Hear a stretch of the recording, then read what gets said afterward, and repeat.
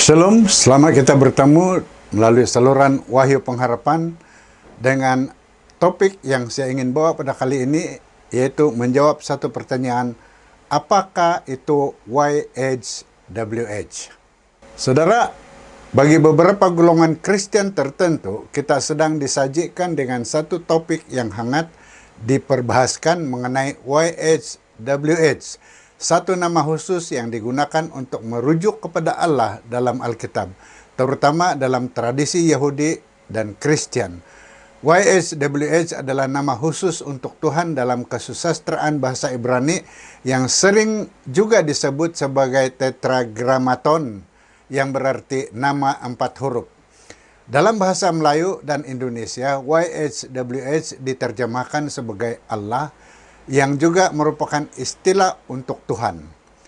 Nama YHWH atau Allah digunakan oleh rakan kita di sebelah, umat Kristen dan juga Yahudi yang berbahasa Melayu atau berbahasa Arab untuk merujuk kepada Allah.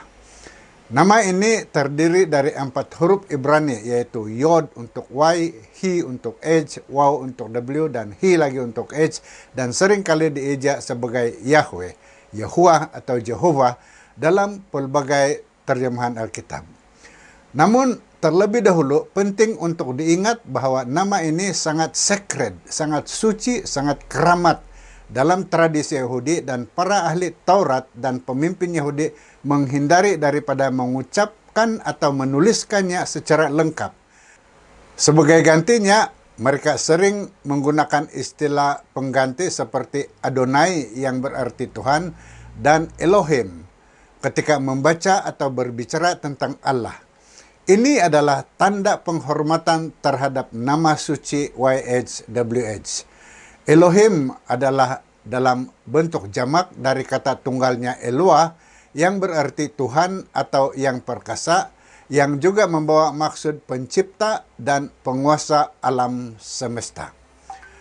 Saudara, dalam konteks Alkitab, Elohim sering digunakan untuk merujuk pada satu Tuhan dalam tradisi monoteistik Ibrani yang menekankan kekuasaan dan keagungannya.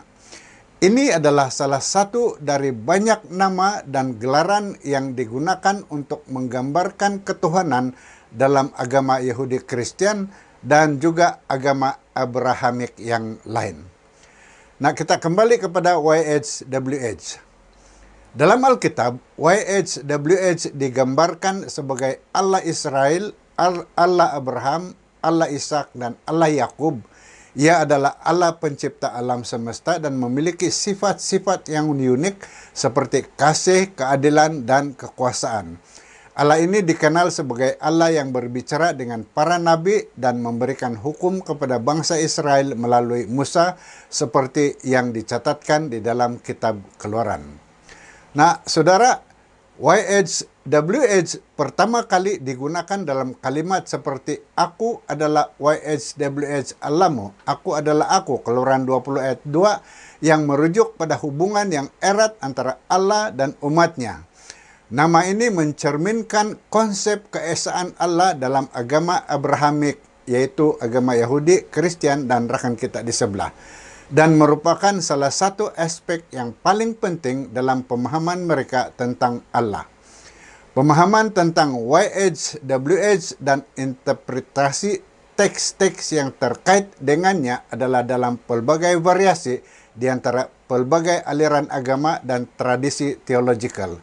Tetapi secara umumnya, YHWH adalah nama khusus yang merujuk kepada Allah dalam agama-agama yang mengambil akar dari tradisi Abrahamik, dan nama ini memainkan peranan sentral dalam kepercayaan dan amalan keagamaan, khususnya kekristenan. Jadi, Yahweh atau Yahuwah, nama Yahweh atau Yahuwah adalah satu usaha untuk merekonstruksikan pengucapan atau penyebutan yang mungkin lebih mendekati asli dari nama khusus Allah dalam tradisi Yahudi, yaitu YHWH.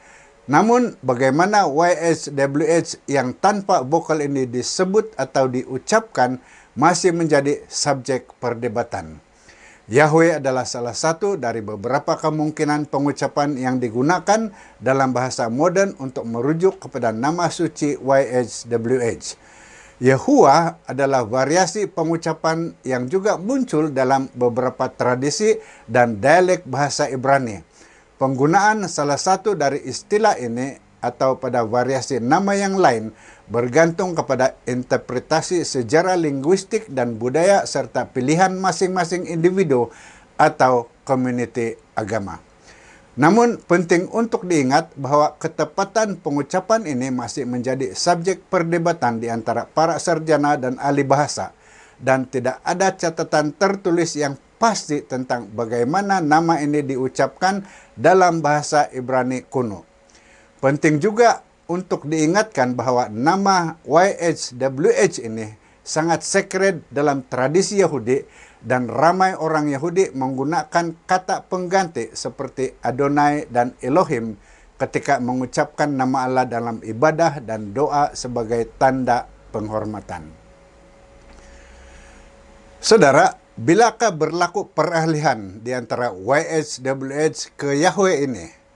Perubahan dalam pengucapan nama khusus YHWH menjadi Yahweh terjadi secara bertahap dan tidak memiliki tanggal atau tarikh yang pasti. Nama YHWH dalam teks Ibrani Alkitab tidak mengandung vokal, hanya konsonan, sehingga pengucapan pastinya telah menjadi subjek perdebatan di antara para sarjana dan pakar bahasa atau pakar linguistik seperti yang saya katakan. Penggunaan Yahweh sebagai salah satu kemungkinan pengucapan nama ini dalam bahasa Ibrani modern dimungkinkan oleh satu usaha rekonstruksi bahasa Ibrani kuno dan perbandingan dengan bahasa-bahasa Semitik yang lain. Ini adalah satu upaya untuk mengisi kekosongan vokal dalam nama YHWH berdasarkan aturan bahasa Ibrani kuno. Rekonstruksi ini membawa kepada banyak terjemahan Alkitab modern untuk menggunakan Yahweh sebagai pengucapan yang mungkin paling dekat dengan nama tersebut. Saudara sedang penonton, sebagian besar terjemahan Alkitab modern menggantikan YHWH dengan Lord atau God dalam huruf besar dalam teks bahasa Inggris. Ini adalah tradisi yang dimulakan dengan Septuagint, terjemahan Alkitab dalam bahasa Yunani kuno, yang mula dilakukan pada abad ketiga sebelum Masehi dan dipercayai selesai terjemahannya ke Yunani, bahasa Yunani, pada abad kedua sebelum Masehi, di mana YHWH diterjemahkan menjadi Kurios dalam bahasa Yunani, yang berarti Tuhan dalam bahasa Yunani.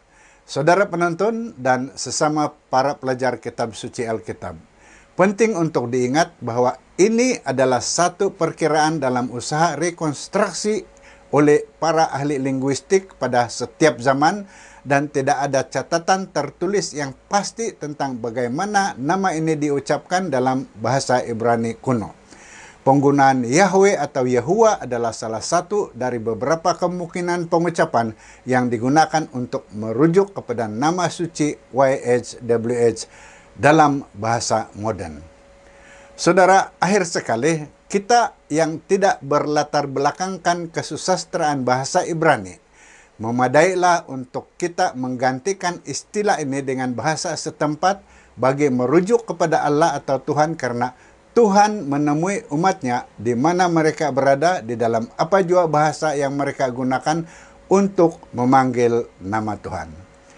Shalom, semoga itu telah membantu. Tuhan memberkati Anda.